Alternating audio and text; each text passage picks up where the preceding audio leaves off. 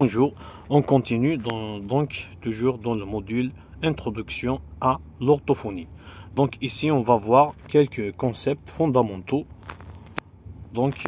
qui sont propres à l'orthophonie. Avant de commencer, voilà ce que j'ai oublié dans la vidéo précédente. Je voulais parler de cette femme qui était exceptionnelle, donc Blanche Ducarme de Riboucourt. Voilà, celui qui a du temps ou qui s'intéresse un peu, essayez de voir sa biographie. C'est une femme qui s'est donnée dans la recherche, dans son travail, elle était exceptionnelle. Voilà, essayez de voir, bon, pour les intéressés, essayez de voir un peu sa biographie. Vous allez comprendre pourquoi je dis ça. Ça, c'est entre parenthèses. Donc, on continue. Donc, les concepts fondamentaux. Donc, on va voir un peu. Donc, j'espère rapidement. Donc, le langage, c'est quoi? C'est un acte physiologique réalisé par différents organes du corps humain, comme les lèvres, donc les poumons, la langue. La langue, c'est l'organe qui est dans la bouche, etc. Voilà. Donc, c'est un acte psychologique. Donc, activité volontaire de la pensée.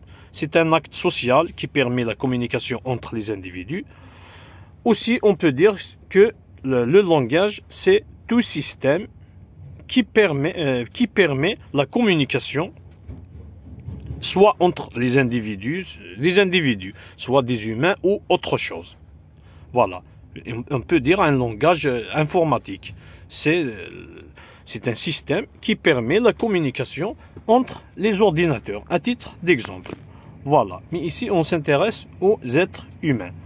Aussi, selon Rondal, voilà, c'est la fonction qui permet d'exprimer et de percevoir des états affectifs, des idées, au moyen de signes. Voilà.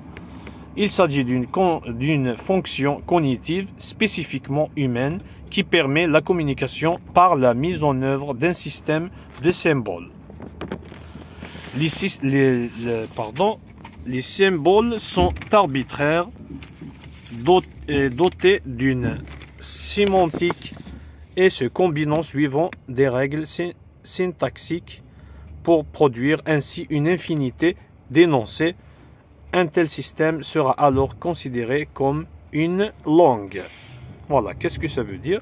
Ça veut dire que les symboles utilisés, donc on a dit que le langage, c'est un système de signes, phoniques et graphiques, ça veut dire c'est des signes sonores, des sons, et des signes graphiques, ça veut dire qu'on peut les écrire, c'est l'écriture. Voilà, destiné à exprimer donc la pensée et à communiquer entre les humains. Donc, concernant les symboles qui sont utilisés dans ce langage, dans une langue en réalité, donc les symboles n'ont pas un sens seul. Seul, il n'a pas de sens. Genre, S, il n'a pas de sens. B, il n'a pas de sens. Mais quand on dit, je ne sais pas, un ballon, là, il a de sens. Donc, quand on combine les symboles en suivant des règles syntaxiques propres à une langue donnée, donc on a des mots. Cette combinaison forme des mots qui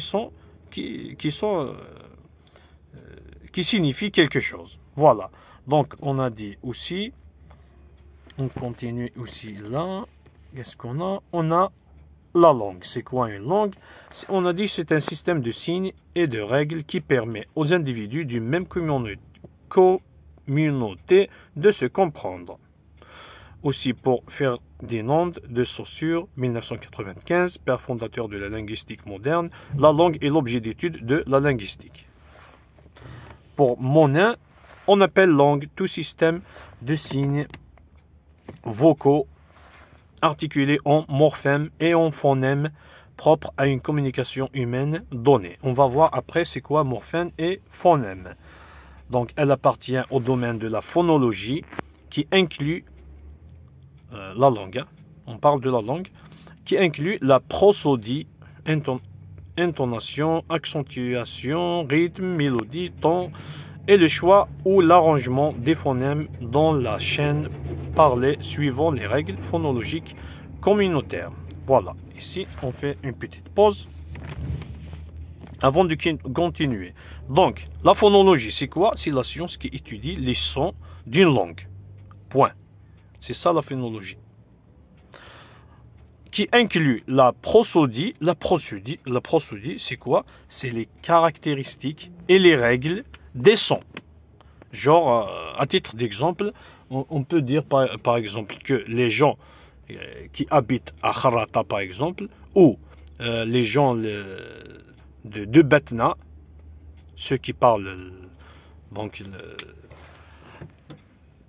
ceux qui ne parlent pas l'arabe, qui parlent la langue berbère ou amazigh, donc ils parlent rapidement par rapport à nous, par exemple, qui vivent ici, à nous ici à Bijaya.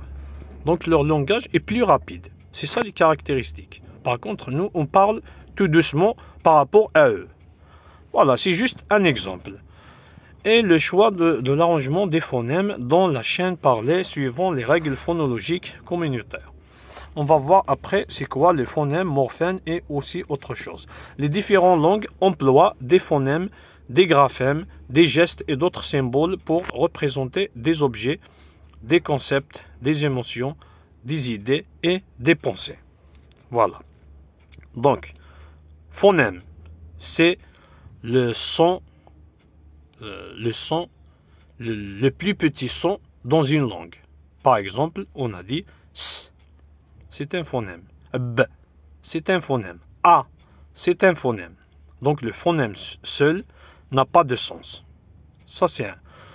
Après, on a donc aussi, qu'est-ce qu'on a? On a le graphème. Le graphème, on va donner un exemple pour le comprendre. Le graphème, c'est l'écriture. C'est le dessin. Quand on écrit, le dessin, l'écriture du mot.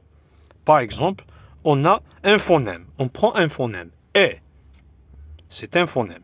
Donc, quand on écrit et avec accent, ça, c'est un graphème.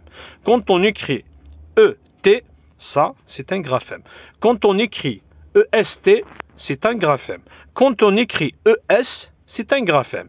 Donc, ils se prononcent tous E, mais l'écriture, ça diffère. Donc, E, c'est le phonème. Ce son E, c'est le phonème. Par contre, l'écriture, E accent, ET, EST, ES, ça sont tous des graphèmes. Voilà. On continue. Donc, les signes linguistiques. Notre lexique se compose de signes. Le signe est associé à un référent qui peut être un objet du monde, une notion, une classe d'objets, etc. Le lien entre référent et signe est arbitraire. Selon Saussure, le signe linguistique est constitué de deux faces associées. Voilà. C'est quoi ces deux faces dans une langue? Un signifiant et un signifié. Un signifiant, code reconnu par une communauté, il peut prendre différentes formes, forme acoustique ou sonique, ou forme graphique, mot écrit. Un signifié, il s'agit du concept de la représentation conceptuelle du référent. Ici, bon, brièvement, pour comprendre direct ce que veut dire un signifiant et un signifié, un signifiant, c'est soit le son du mot, quand on dit par exemple ballon, soit c'est l'écriture ballon, quand on écrit ballon, donc sur une feuille. Ça, c'est un signifiant. Un signifié, c'est le ballon lui-même, l'idée, donc l'objet lui-même. C'est ce que veut dire le mot ballon. C'est sa signification. Donc un signifiant, c'est le mot soit écrit, soit parlé, soit son son. Un signifié, c'est ce que veut dire le signifiant.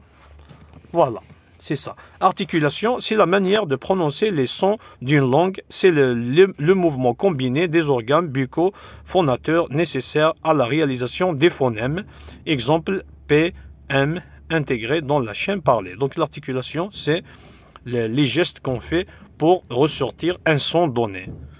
Genre, il y a un son comme M, donc on joint nos lèvres. M. On ferme donc la bouche pour prononcer. P. Donc on sort en quelque sorte de l'air subitement. P. Ou avec petite force pour le dire. C'est ça l'articulation. C'est la manière de prononcer. Voilà.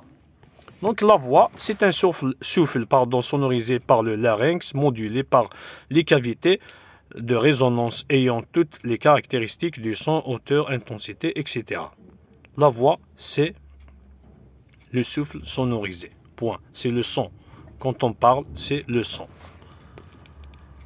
Donc le phonème, on a dit que c'est la plus petite unité sonore capable de produire un changement des sons sans avoir de sens elle-même, comme M, S, O, A, etc.